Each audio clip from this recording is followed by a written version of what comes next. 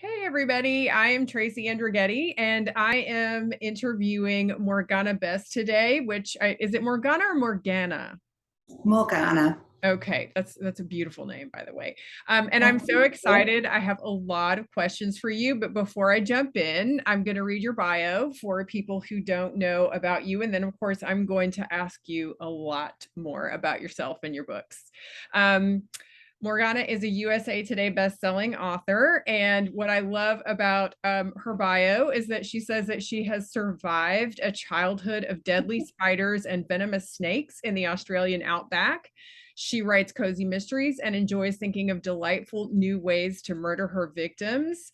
I'm going to jump right in really quickly to Australia, which I'm sure a lot of people focus on when they talk to you.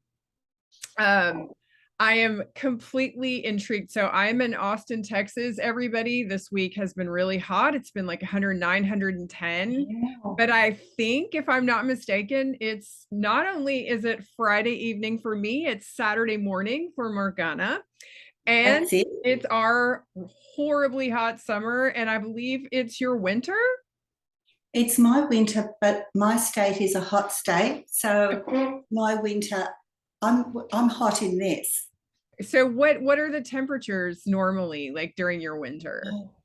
Let me see. Well, it's difficult because we're in a different system, but it's probably about 20 degrees here, which I think would be, is that like 80 or something there? I But in, think that sounds lovely to me, being in it's 110. nice. It's nice. But in some of the southern states, they're having snow and below zero temperatures, so freezing in other I states. can't even imagine it. Like, especially, so Yeah. my whole life, summer in Texas is something we dread because it's so hot. Oh, So it's really funny to think that it's actually nice weather or possibly even snowing somewhere. Um, it's snowing somewhere.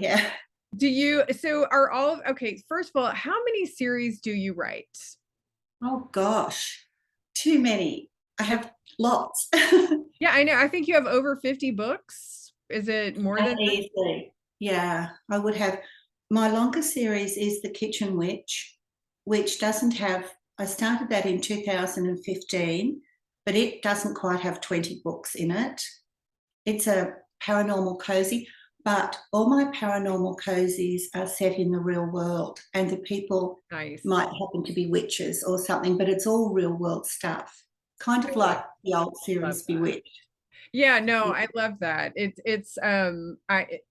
I want to see sort of contemporary real world stuff. So that Yeah, sounds like a lot of fun for me. And are they all in Australia or do you have any yes. set outside? All in Australia? They're all in Australia, and I write in Australian too. So, Okay. yeah, everything's set in Australia and usually in towns where I've lived. So when you say you write in Australian, so I know that there are words that are different.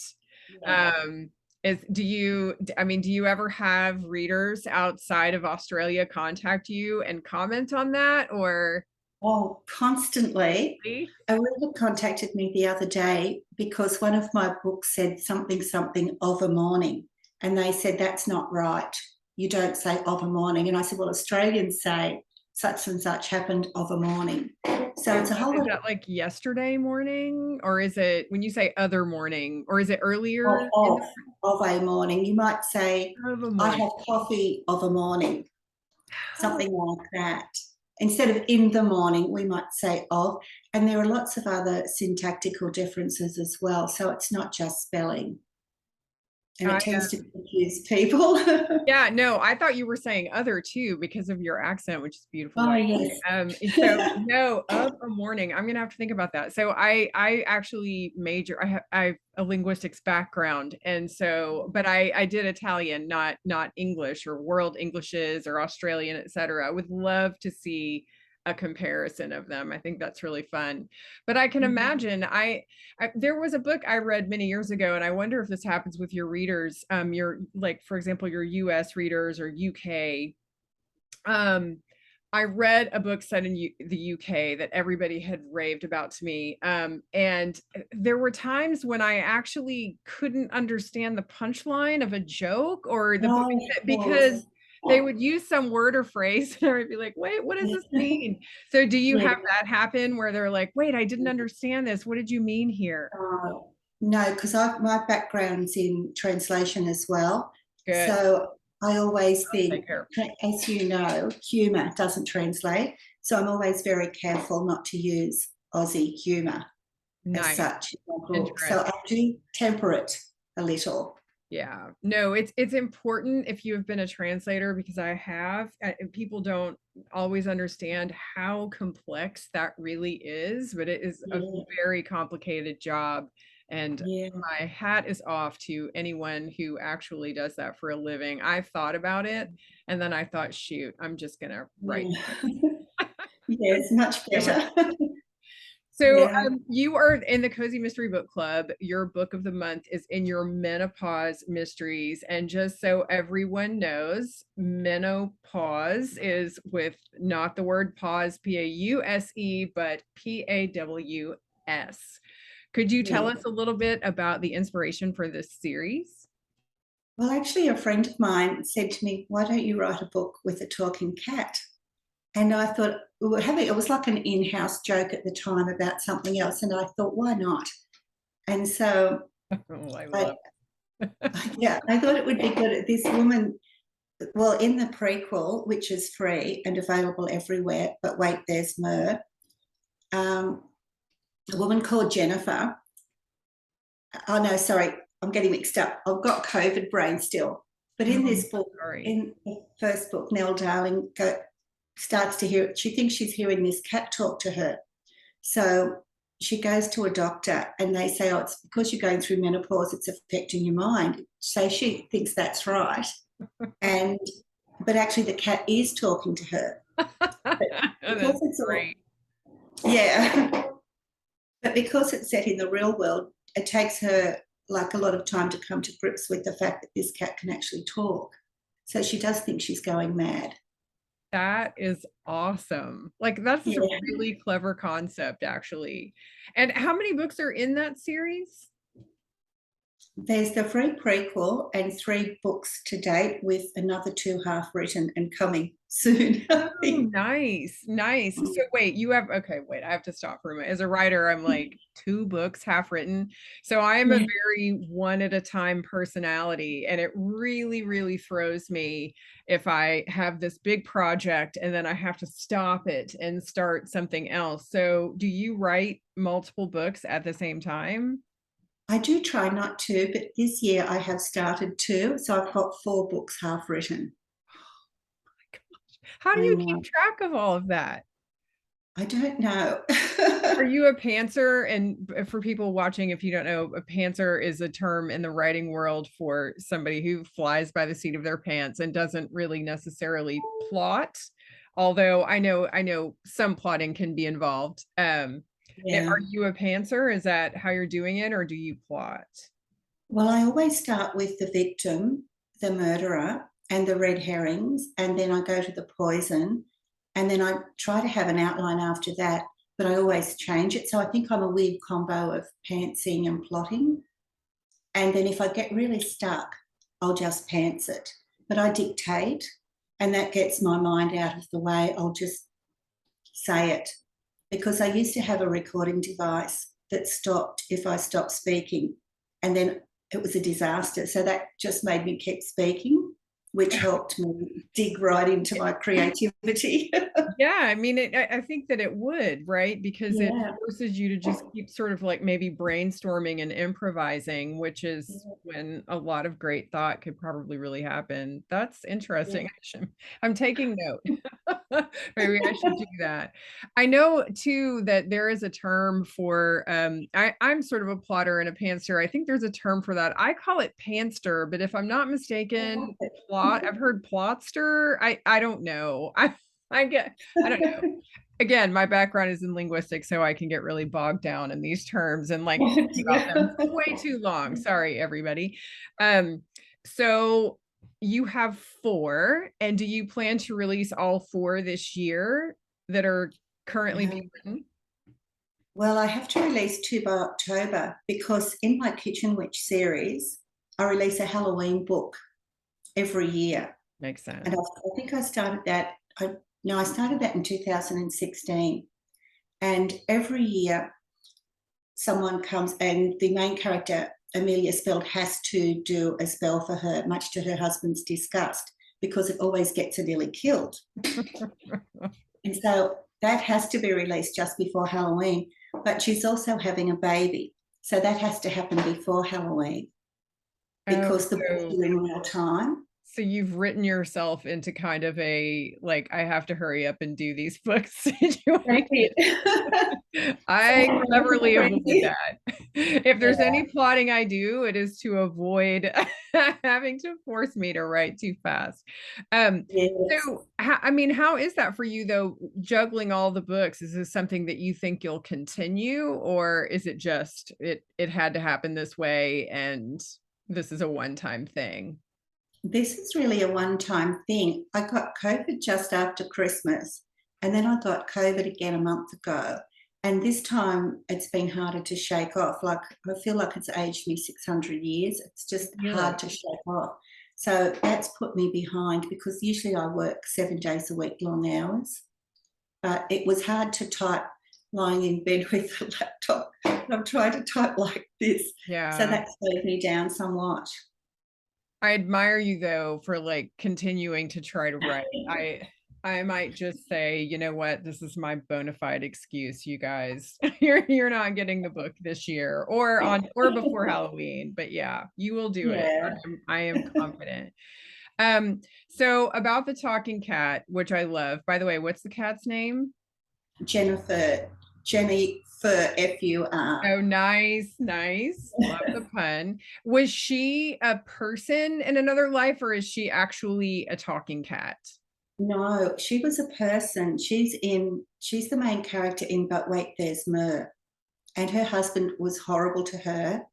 And I can't do a spoiler in case someone hasn't read it, but she chose to become a cat. She didn't know she had powers. But the way it all worked out, it just happened that she had to call on them to save her own life, and then she became a cat. I love that. Okay, I have to read this now. I'm very excited about this series because I really do like the contemporary world setting idea. That's very intriguing to me. So I have to see this. Um, and then let's see, I had something else I wanted to ask about that. Hmm. Do you have a cat? That's what I wanted to know. Sadly, she, excuse me, my throat's still sore. She Sorry. passed away last year at the age of 18 and a half. And 18 I'd had her and since a she half? was a kitten. And she ruled the house, but my daughter and I are horribly allergic to cats. So, so we can't have another cat. Oh And no. So wait, how did you end up with a kitten if you're all allergic to oh cats? gosh, it was my mother's fault. she, my kids and I were visiting my mother, my parents, and my other sister had moved into state and she was staying there. She was like a cat collecting. She always had stray cats. And she'd rescued this cat from a kitten south of Melbourne, but she couldn't take the cat onto her new house. She had too many. So she asked my mother if she'd have the cat, but my mother lived on a very busy road and she was scared the cat would get out. So when I was standing there with my little kids around me, Mum said, "Would you have the cat?" And I said no, and all the kids burst into tears. So I had to have the cat. Nice. That's well done, kids. Well done. Of Yes, course, I'm sure they're adults now, but yes, they're adults now. But the cat was evil, super evil, and she ruled the house. I And love that. she was terrible. And I've got a rescue dingo called Lady, and she'd been out in the wild fending for herself, so she thought everything was edible. And when she saw Princess, she thought breakfast, and she was quite vicious. And Princess straightened her out in 2 seconds flat. And to this day, my dog is absolutely terrified of cats. she'll do anything to avoid a cat. And she's brought up in the wild dingo who will kill anything she sees, except cats, terrified.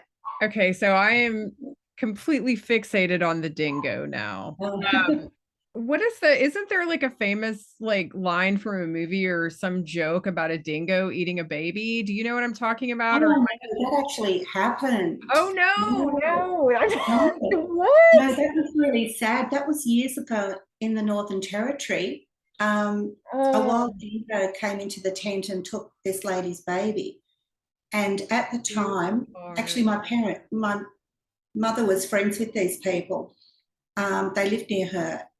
It was quite terrible, but it was a wild dingo and it must have just thought it was a baby possum or something. But the Probably. lady went to jail for Oh, murder that's until just they found out years later what had happened. that is just awful. I Yeah. thought that I really think there's like some line from a movie or something that I'm thinking of, and I will find it and I will put it on the Facebook page so that people do not think, oh my gosh, oh, that is terrible. I know. So No, it's very, how big are dingoes? Like, are they large? um, well, yes, the ones you see, my dingo's overweight and very spoilt, but the ones you see on TV are quite skinny because they're in the wild. But I have a chocolate Labrador and she's the same height as the chocolate Labrador. So So Labrador are height. they I'm thinking of, I mean, I mean, we don't have anything really like a dingo that I can think of off the top of my head, but I'm thinking of animals like raccoons and things that sort of, they say don't ever have them as a pet because they stay a little bit wild and they get into Oh no, everything or whatever. dingoes are So lovely dogs. they're They're they're just lovely. like they're just dogs basically. They're technically not dogs and they think in a different way. But if someone, like when I'm out walking her, sometimes people don't pick up and other times people say, is that a dingo? But sometimes people don't know. So is it unusual to have a domestic dingo? Yes, it Okay. is quite So unusual. it Yes, okay. So how did this unusual. happen? Now I'm sorry. Now I'm just completely obsessing about the dingo. Well, my daughter wanted a chocolate lab. They're crazy, by the way. They won't usually use them as service dogs because if they see food, they're worse than other labs. They'll just go for it. They're so funny. I But respect that. we had to, yeah. So after we got Penny, we had to get a friend for her. And a friend of mine lived next door to a dog whisperer. And she said, this dingo's adoption had just fallen through. And she'd had a terrible, horrible backstory. And she'd been at the dog whisperer for 6 months because she was so scared until she could be rehomed. So Oh. he brought her to the house. It was just like a Caesar Milan thing. He brought his dog to the house to meet my dog, and then he brought in the dingo, and that the rest was history. She moved straight in with us and became one of the family very quickly. And how long do they live? Are they like wolves where they live a very long time compared to dogs? Yes, yeah. They're a wild dog, yeah. Interesting. Have you thought Mm. about writing a series with a dingo? I do have her in my short 3-book series. A dingo appears in 2 chapters of that. And also that character appears in in the menopause mysteries. So the dingo will be appearing in that series. She's actually Perfect. appearing in the next book.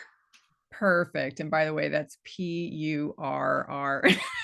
As soon as you said it, I knew that as soon as you said it.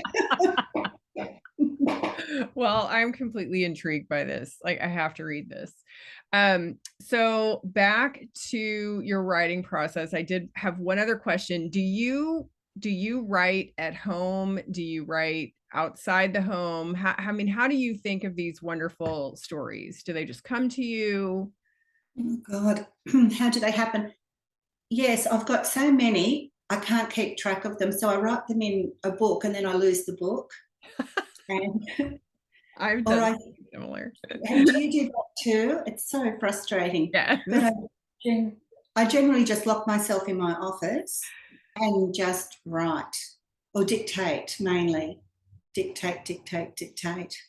Yeah, I know people who swear by that, and then it makes Yeah. sense, that stream of thought. I do know, I took a class once with Becca Syme. I don't know if you've heard of Write Better Yeah, Faster. absolutely. And Yeah. one fascinating thing that I learned in that, and I hope I'm not getting this wrong because if she'll watch this video and Dear. you can correct me in the comments.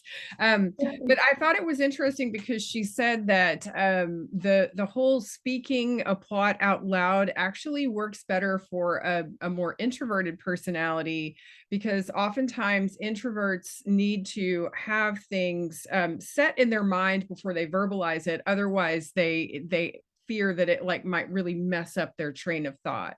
So Yes. I'm just Yes. curious, do you consider yourself an extrovert?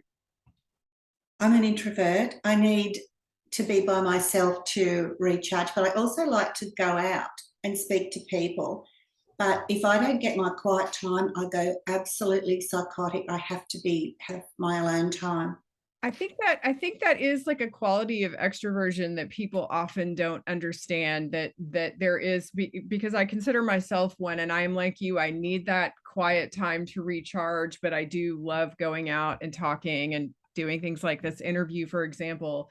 But it is interesting to me how writers come up with their stories, and I think it is also very interesting that you dictate, and that thing that you realized where if you just keep talking, wonderful, Yes. magical things can happen. And Yeah. that's fascinating to me.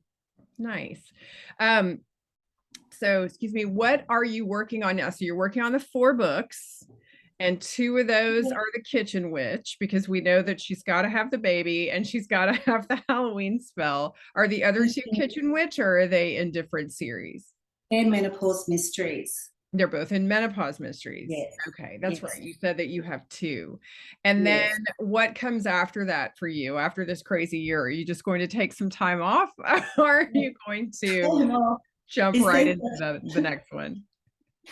um, no, excuse me, I keep losing my voice. No, what's time off? I heard some people saying the other day they were looking forward to the weekend, and I thought, what's a weekend? And Right. my sister, who's an author too, my mother had a turn a couple of years ago, and the ambulance came, and they asked her what day of the week it was. And my sister and I looked at each other and we said, oh gosh, we don't know, because we work 7 days a week. So if they came and took us, the paramedic came to us and said, what day of the week is it? They'd think we were having some sort of medical emergency. We didn't even know Really good the point, date. actually. Yeah. I am like that, where I just keep working. I know Yes. people, I know authors who do take the weekend and they say that it really helps them. But for me, and I imagine you're like this, I would be like, what was I writing on Friday? I have no idea. I don't remember that far back. Like I don't. Exactly. So then I would have Yeah. to really reread everything. I'm imagining you would do the same. But yes, I'm in trouble too, because I often don't know. I don't know the day of the week. I don't know the date. No, I don't like I think there's a lot of people like us. I think So, so. one last thing I wanted to ask you before we wrap up. Where can readers find you? Do you have a readers group or a website, or where do you like people to go who want to learn more about you and your books? Morganabest.com Okay, is the best way. And I have all my social links there. perfect. And that's like a one-stop shop. So it's just my name.com. Okay, perfect. Perfect. Well, it has been a pleasure, and I'm wishing you a happy winter in, in Thank Australia. you. I have to say that because I think that's so strange. It's July. Um, Yes. and anyway, also, I wish you much success with the 4 books. I am in awe of your ability to juggle that. That is tremendous. And I will be following your progress and cheering you on. Well, thank you so much. It was lovely to meet you. You too. I hope to someday see you in person. Thank you so much, Morgana. Thank you. Bye. Bye.